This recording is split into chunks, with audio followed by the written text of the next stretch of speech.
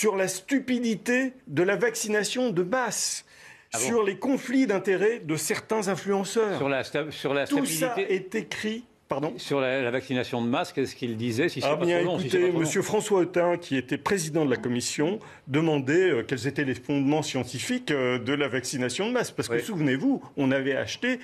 Roselyne Bachelot, qui était ministre de la Santé, avait acheté des quantités de tests qui n'ont pas...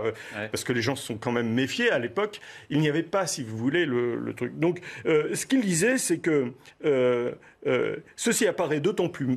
Je lis ce qui est écrit dans le... D'autant plus dommageable que les fondements scientifiques établis de la stratégie vaccinale y sont contraires.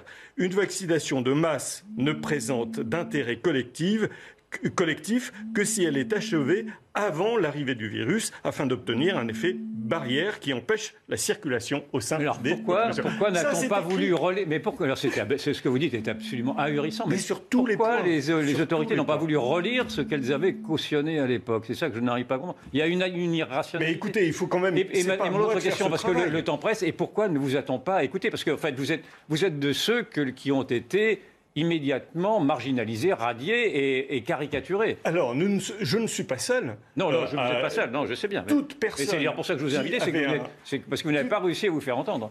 Toute personne qui avait un avis contraire à la doxa, finalement, à ce qui était dit, était taxée immédiatement de complotiste,